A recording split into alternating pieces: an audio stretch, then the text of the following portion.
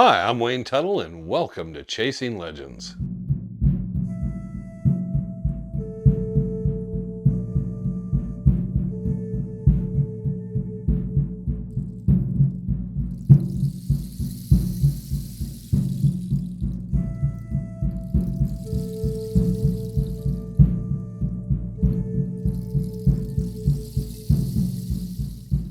Welcome back to Chasing Legends. I'm Wayne Tuttle, your host, but once again, please hit subscribe, hit the notification bell, leave a comment, check out our website at www.legendthesuperstitionmountains.com. I think Trevor's trying to work out the stuff with the merchandise. We've been having a little bit of bumps in the road with that.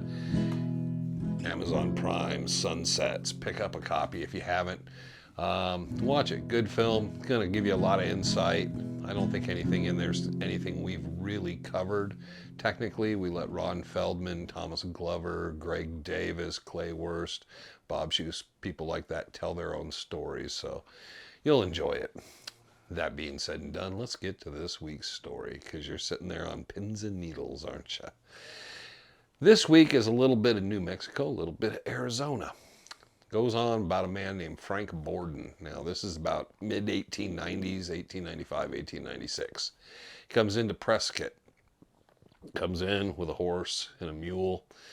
And he has a bunch of what we would call kind of finger bars is what I think they are. Where they're just small little ingots. And he has about 30 or 40 of these. And he brings them in and takes them down, and he gets some cash off of a couple of them. And the guy, when he goes to the store, he opens up this leather satchel, and he has a whole bunch of these in there. And he pulls one out, and the guy looks at it and all, and he sells a couple. And the word gets around a little. People are curious where this guy found this.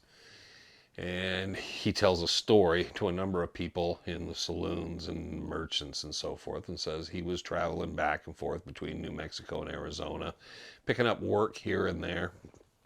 And he'd run across an old prospector. Now, the old prospector wasn't doing very well. He was pretty sick, probably the flu or pneumonia or something. And he stopped at that camp. The old man didn't have much food or supplies left. So he decided to share some supplies and sit with the old man because he realized he wasn't going anywhere and didn't look long for the world. So he's spending some time with the old man, and they're talking, and the old man's just not able physically. He's realized he's not going to go. So he spends a couple more days, and the old man passes. The old man says nothing relevant, was very friendly and thankful that they'd run across each other. He buries him. He takes his blankets. He wraps the body up in the blankets, buries the old man, and realizes the only thing the old man has is there's a camp kit with some pots and pans, a coffee pot and stuff, but there's no supplies. He has the mule, and he has an old shotgun that isn't very, there's nothing there really, and an old Bible. So Frank Borden grabs this stuff, gets on the mule, figures, yeah, he didn't really lose anything over the thing, a few days' supplies, but extra supplies for feeding the old man. But he figures he'll probably sell off the mule and supplies and stuff. He gets on his way, and after a couple days, he's in camp, and he reaches in his saddlebag, and he pulls out this Bible. And he said he didn't really read well, but he thought he had nothing better to do. There was enough light, he would just kind of look at the Bible and read the Bible. He said he never was a religious man. Didn't know why he'd grabbed it, but he'd stuck it in there. So he's looking through it and finds there's places that are marked with like paper, folded up pieces of paper. So the first one he opens up is a deed. It was a deed to some property down in Phoenix. And he looked at it and looked it over. And then he realized, well, it's in this old man's name. There's nothing he could do. He couldn't prove he was with the old man. There's no reason he would deserve it. He just kind of looked at it, folded it back up, put it back in there. There was a couple pieces of paper that were like receipts for something, nothing major. And then there was one that was folded up, and he thought it was a letter at first, but it had drawings and things on it. And he realized it was a map of sorts. So he was looking over it and wondering, well, what could this be about? This might be where this old man had been working or where he'd been out at. And he recognized it kind of the area he'd found the old man in, so he decided, well, I'm gonna see if I can figure this out. So the nearest place he could get some supplies, he got some supplies. Rather than pick up some local work, he decided, well, I'm just gonna go back out and check this out. I got nothing better to do. So he went back to the area the old man was in, over on the New Mexico side of the border. And he found the area he thought was where it was, and he starts going in. And there was several marks and things marked on this map. And he went to one, and he's looking around, and then he finally found this shallow alcove that had a very narrow reach in the back. And he finds this satchel, opens it up, and it's all these little ingots. And he realizes they look like it's gold. And he's thinking, it can't be. It was real heavy. But he was thinking, it can't be gold. Why would that old man have a map for gold and never go get it? Or have it cached and then die literally, virtually, penniless poor like he did? But he figured, well, I'll take a chance. I'll take this. I'll see what there is before I look for anything else. And he gets into Prescott, and that's where he finds out, yes, they are. It's actually gold. I think it was like 90-something% gold, and then some silver and copper. So really, really good. So he goes around, and he's trying to find someone to go back with him. He figures there has to be a mine in the area. He's not a miner. He's basically kind of like a guy who works as a cowboy, cowhand, does this, does that, picks up just jobs wherever he goes. So Frank Borden goes around to a number of people, finds a couple people, a shopkeeper, and a couple other people willing to back him and finance him to go back for this. Now, it's odd because he has all this gold. But he needed someone with experience, he said, to see if there's a mine in the area. He said he believed if this is what this was, there had to be some sort of mine in the area. So he said he wanted to go back and kind of follow up these other things, take a week or so, and then kind of explore the area. So he gets supplied up. There's a couple guys that are going to go with him, and they have dinner. And of course, he's doing pretty well. People are buying him dinner, and they're buying him drinks because everybody wants to kind of a piece of this. And then one day they all get up because it's getting closer to when they're going to leave, and he's gone. They know the general direction because it's the New Mexico border, but he never gave anything specific. So they get up, and there's a little bit of talk of the town. Oh, wow, we got ripped off, but it didn't make any sense to anyone that he had these gold bars. And then the question is, was it all gold bars, or did he have one of these or two of these? And that's what he basically was kind of cashed in one and was just showing. Otherwise, maybe it was worthless stuff. And everybody was kind of divided, and it wasn't enough talk of the town because that kind of stuff, con men and people came through all the time and wild stories. So nobody thought of anything. Meanwhile, a gentleman who worked as a merchant and as a freighter and went from place to place to place is in Wickenburg, and he looks over and sees Frank Borden. And he's getting a meal, and he's getting ready to go over to see him and talk to him and say, hey, whatever happened with that mine? I remember I was in Prescott when you come in. I remember you kind of up and left those guys. And Borden's over there, and he's talking to these guys about he found this, this gold and stuff out in the Bradshaws now. So he's talking to all these people, and they're looking at this ingot he's got and all this stuff. And he realizes, well, now the guy's getting all these people to pull together and put all this in and go, and wow, okay. Well. So he does this, and he's getting outfitted again and getting people, and they're buying him drinks, and they're buying him meals. And the guy's just observing it going, okay, is this the con? But it still makes no sense to him because the guy has some gold. So is he just using that gold to parlay into something else? So he observes the guy, watches what he does, doesn't think much of it, and just gets ready to leave and finds out the day he's leaving, as he's traveling out, a group of men come riding out and ask if they'd seen anyone that fits Frank Borden's description. And this guy says, no, I haven't seen him on the road. I know who you're talking about. And they share the story and realize, this guy's a bit of a con man. He's coming into town, gets resupplied, goes back out. Nobody knows which direction he's going or where he's coming from, obviously, since there's two different stories.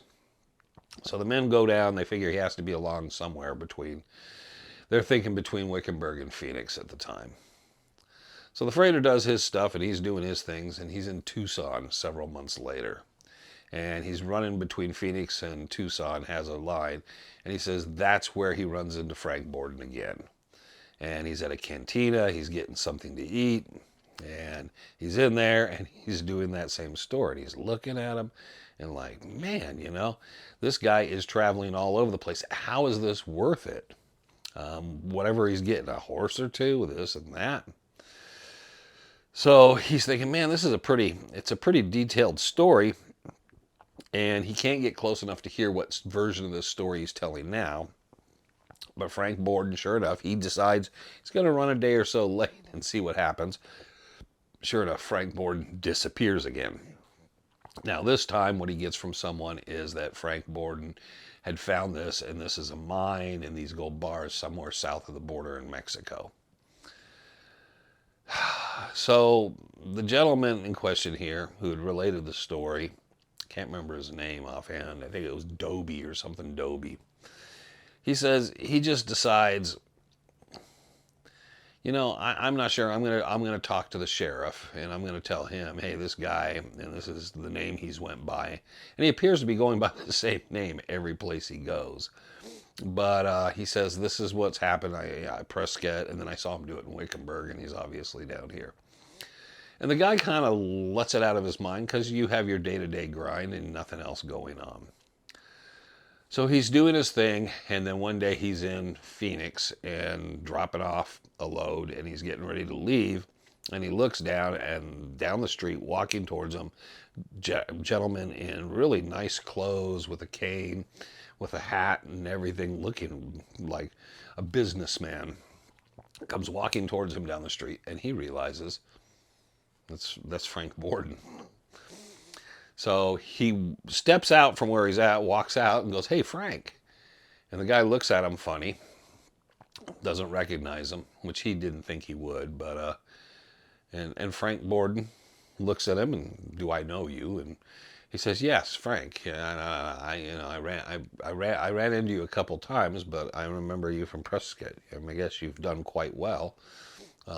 Did you ever find the mine and stuff? And the gentleman's like, no, I don't understand. I do real estate and land speculation, but no, I don't know anything of what you're talking about. I'm a businessman. He's totally confused now, this guy Doby.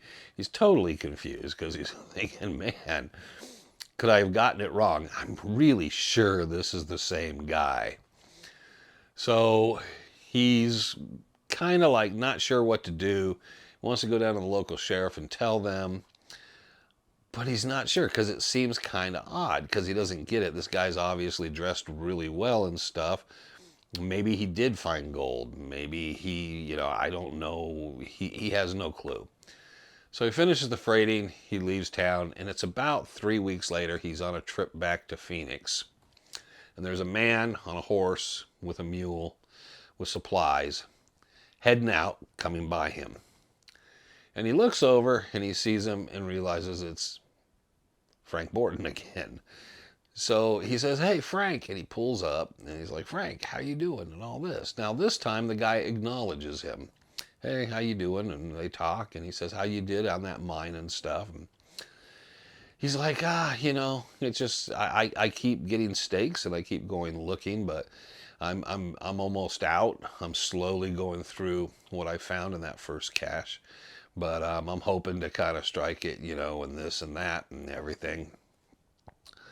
So he thinks, okay, whatever, it's probably been close to a year since he'd been in Prescott. So the freight guy is just kind of curious, like, okay, does he go to Phoenix? Does he do this? Does he go out acting like some vagrant miner, and then he just somehow raise it? How's that? The gold would be worth more.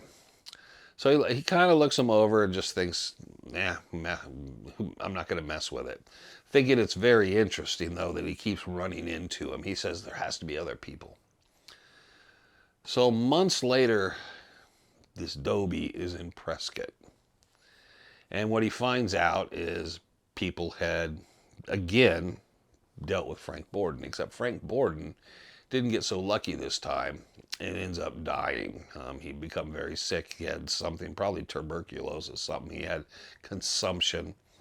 But he'd been quite ill. He'd come into town looking quite ill. They didn't know what was wrong with him. And they went in and they checked him out, and the doctor said he couldn't figure it out, but he was going pretty fast. Some sort of poisoning or something he'd been into. And Frank Borden had died. Now, I looked up things and couldn't find Frank Borden or anything specific about it in Prescott, so I don't know if that was his name. But what Dobie finds out is when they went to this room and they found he was dead, they went to go through his things. And he had a bag, and it was full of these bars and these ingots, and they said there was about 20 or 30 of these ingots. They all were about 90% gold and with some silver. There was no real other documentation with him. He just had that. They made an inquiry into Phoenix. They did, I guess, a sketch or something. Maybe they did a photograph. And someone recognized him from there, said he was a local businessman. He had a small house, and I don't know what the name was, because in the article they never tell you the name he was going under in Phoenix. But they went to his estate and found several satchels of these finger bars. He did have a bit of gold. He was doing quite well. But Dobie mentioned in the story that he could never figure out why the guy kept getting it, unless it was just to never spend his own money. Never really cash in the gold. Just simply keep hoarding it, get some nice clothes, come back, live for a while, go back out, do his thing, come back, and never cash the stuff in.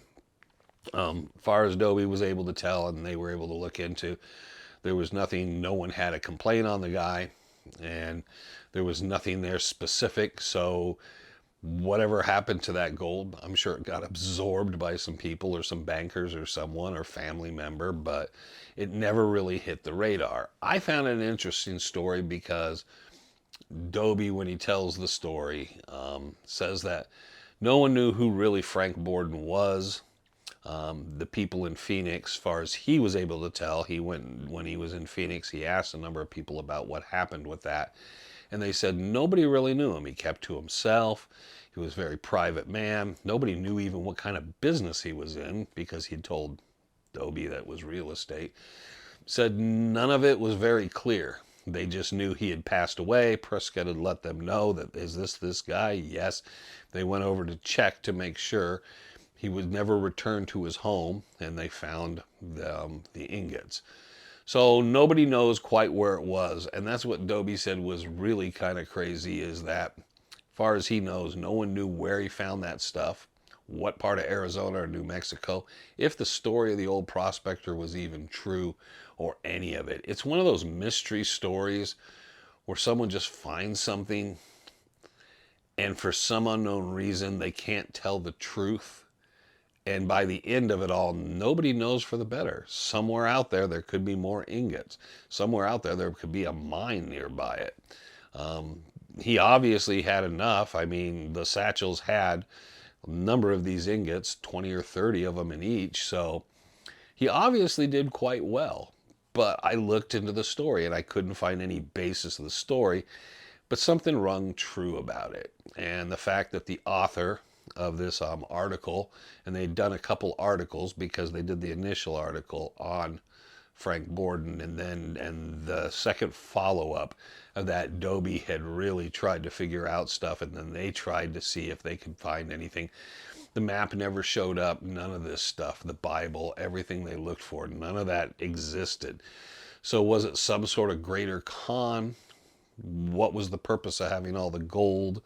And everything else. So Dobie said all he could put it together was, this guy found something, decided that everybody else would basically pay his way without him spending a dime, and hoarded it, and just perhaps loved the game of just getting away with this everywhere he goes.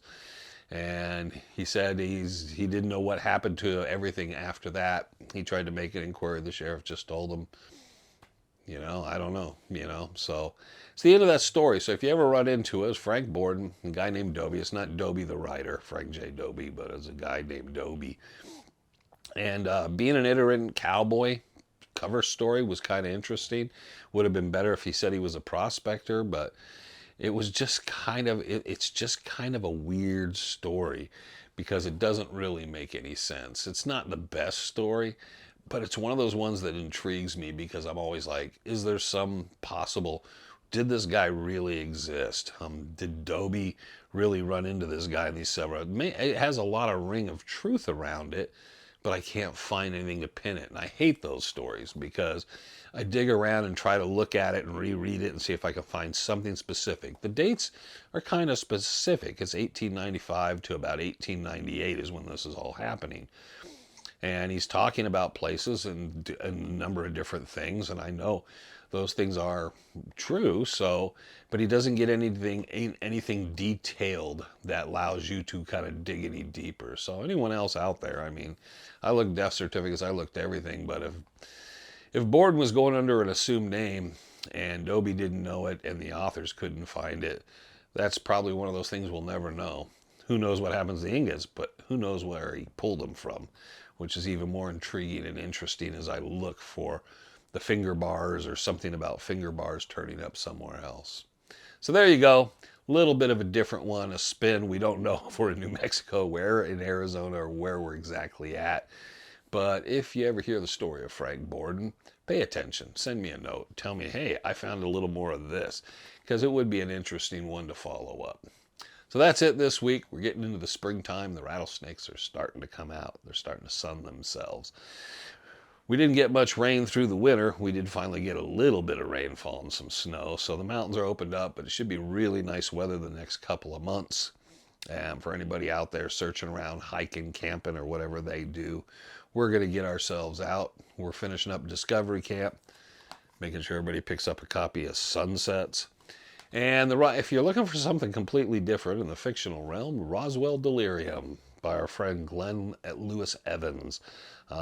Cool little film they put together. That's on Amazon Prime as well. So if you're looking for something different. So that's about all I have for this week. I hope everybody's having a great week. I hope everybody enjoys the rest of the week. I'm hoping we'll be back live this Friday. It's the closing down of Discovery Camp. So I'm going to be on the speedy train trying to get back here in time at 4 o'clock Arizona time to do live. Might be late, might not make it. But I'm going to do everything I can to make it. So hope everybody enjoys this. Hope everybody enjoys the rest of the week. Until the next time, always remember, I'm Wayne Tuttle. You're not. And this was Chasing Legends.